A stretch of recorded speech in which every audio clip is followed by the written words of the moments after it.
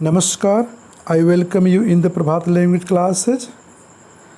In the sequence of studying tenses, today we shall study future perfect tense. Students, समय की समझ विकसित करने के लिए हम टेंसेज का अध्ययन कर रहे हैं, जिसमें आज हम लोग फ्यूचर परफेक्ट टेंस का अध्ययन करेंगे।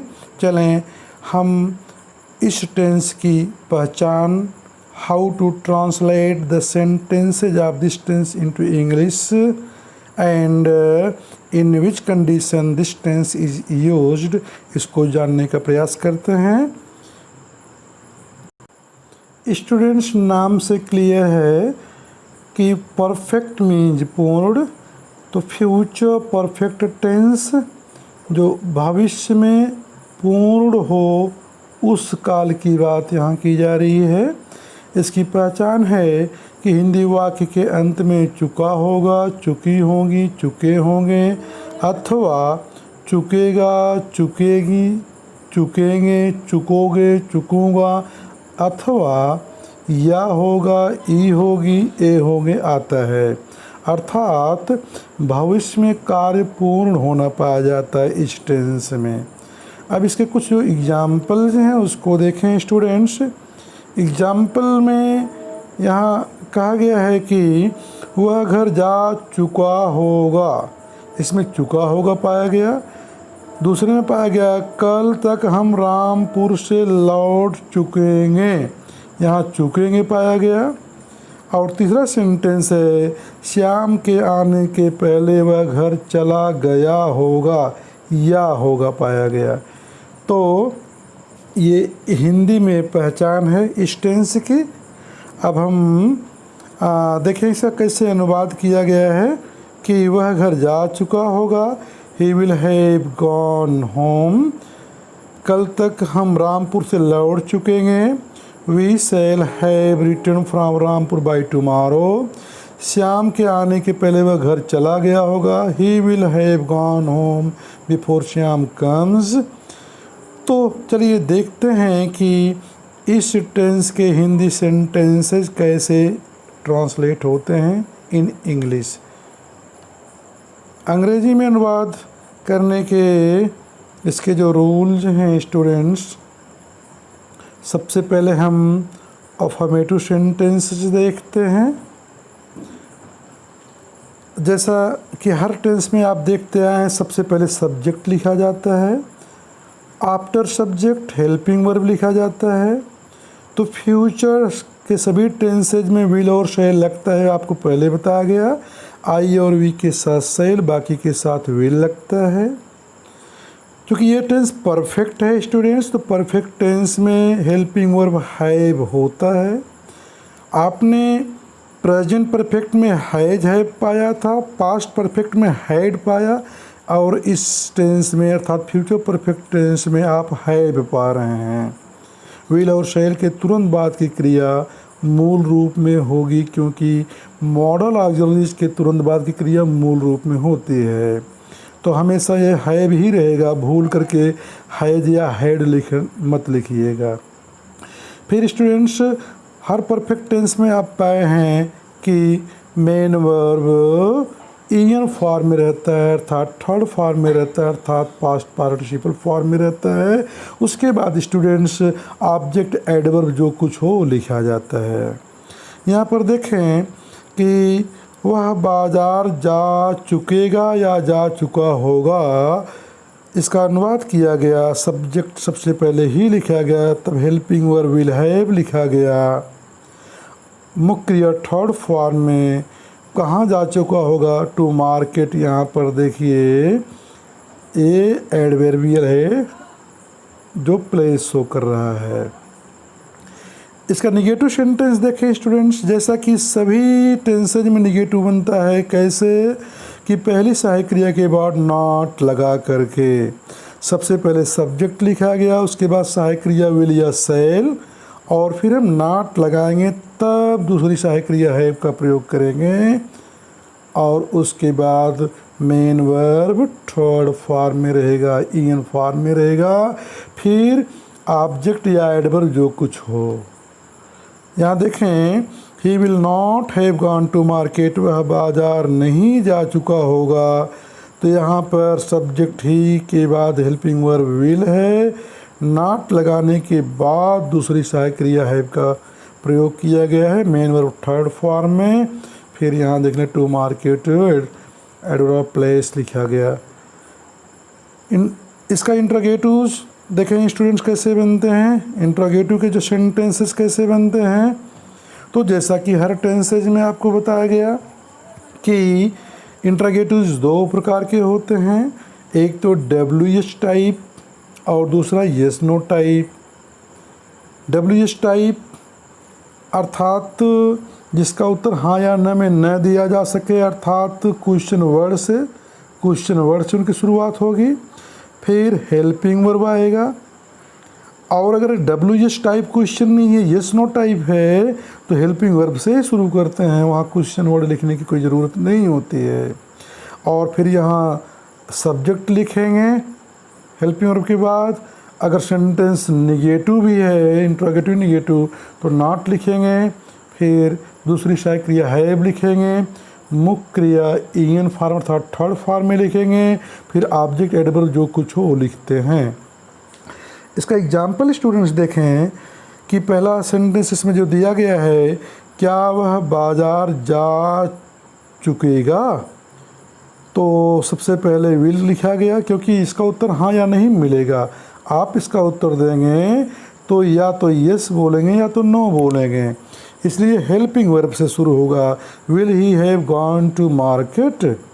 फिर स्टूडेंट्स अगला देख लें कि वह बाज़ार क्यों जा चुका होगा, तो इसका उत्तर हाँ या नहीं में नहीं मिलेगा।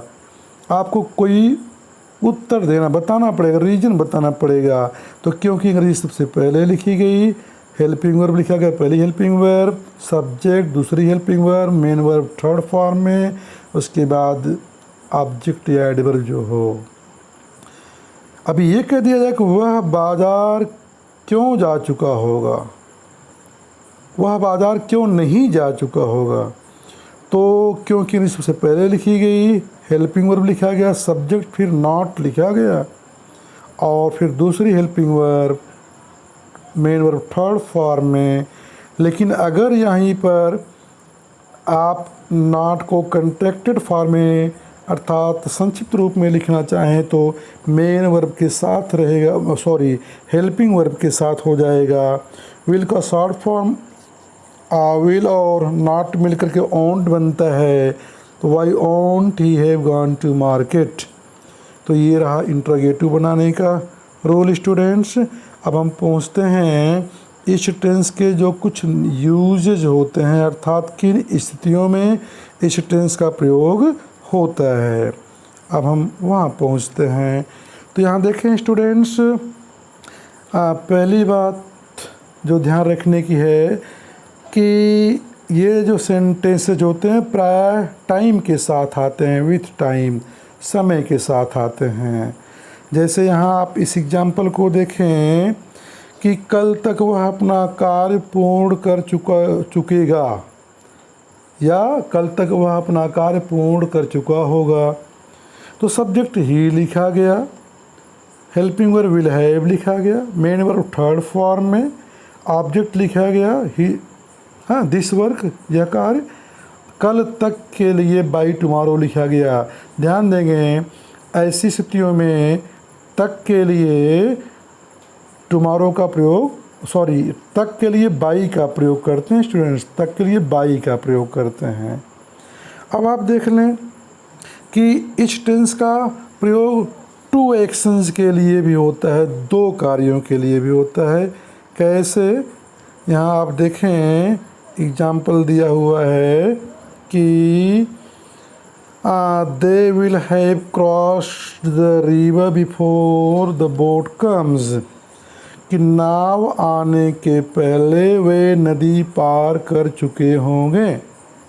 दे will have crossed the river, वे नदी पार कर चुके होंगे। एक एक्शन ये हो गया, और दूसरा एक्शन स्टूडेंट्स यहाँ पर है कब, बिफोर द बोट कम्स, नाव आने के पहले।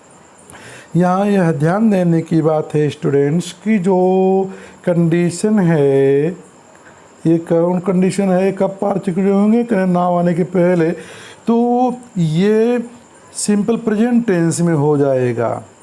आप पास्ट परफेक्ट टेंस में देखे हैं, वहाँ भी दो कार्य का होना पाया जाता है, लेकिन उसमें कंडीशन सिंपल पास्ट टेंस में होता है, जबकि फ्यूचर परफेक्ट टेंस का जो कंडीशनल क्लॉज होगा वो किस में होगा, शर्त सूचक, समय सूचक, वो होगा प्रेजेंट इंडिफिनिट टेंस अर्थात सिंपल प्रेजेंट में होगा।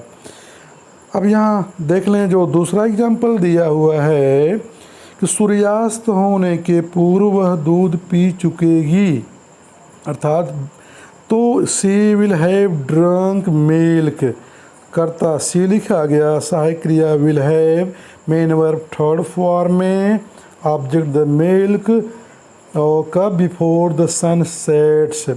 तो देखें स्टूडेंट्स, यहाँ दो एक्शन पाए जा रहे हैं सेंटेंसेज में। इसमें पहला एक्शन क्या है, क्रॉस द रिवर, नदी का पार होना। दूसरा एक्शन बोट कम्स, नाव का आना। इसमें पहला एक्शन क्या है, कह रहे हैं कि ड्रंक द मिल्क। दूसरा क्या है, सन सेट्स, सूर्यास्त होता है। तीसरी टेंस की जो होती है स्टूडेंट्स उसको देखें, ये है फॉर असम्पशंस, असम्पशंस के लिए, प्रोबेबिलिटीज़ के लिए, लाइक्लीहुड के लिए। असम्पशंस का मतलब मान्यताएं, अर्थात जो धारणाएं होती हैं, अर्थात जो मान लिया, ऐसा मान लिया जाता है। जैसे कि यहाँ लिखा गया कि आप पंडित जवाहरलाल नेहरू का नाम सुन चुके होंगे। यहाँ ध्यान दीजिए, यहाँ फ्यूचर की बात कोई नहीं है, बल्कि ये माना गया कि व्यक्ति किसी चीज़ को जानता होगा, ऐसी स्थिति को, कि you will have heard the name of Pandit Jawaharlal Nehru, आप पंडित जवाहरलाल नेहरू के नाम सुन चुके होंगे। भाव यहाँ समझें कैसा भाव आ रहा है कि जो मान लिया गया, असम्पशन है यहाँ पर। लेकिन यहाँ देखें प्रोबेबिलिटी या लाइक्लीहुड देख लें, यहाँ पर जो संभावना की बात होती है कि I will have got the prize by then, I will have got the prize by then, तब तक मैं पुरस्कार प्राप्त कर चुकूँगा, अर्थात तब तक मैं पुरस्कार प्राप्त कर चुका हूँगा। तो यहाँ एक संभावना की बात है कि ऐसा वो कर चुके होंगे। अब स्टूडेंट्स, ये तो रहे एग्जाम्पल यूजेस इस टेंस के, कुछ किस भाव में ये टेंस यूज होता है। अब पहुँचें हिंदी सेंटेंसेस पर। यहाँ एक्सरसाइज है, these Hindi sentences are to be translated by you, so students try to translate these Hindi sentences. Here there are 8 sentences before you on the screen from sentence number 1 to 8. Okay, you can here stop the video and note the sentences. Then here from sentence number 9 to 17, here 9 to 16 you can say, 9 to 16. Students, after this there are 4 more sentences from 17 to 20. So try to translate these sentences and practice translating more sentences from different books and guides, and also develop a habit of making Hindi sentences in the different tenses and translating them into English. So students, if you have any suggestion or question, please write it in the comment box of the video. Thanks for watching this.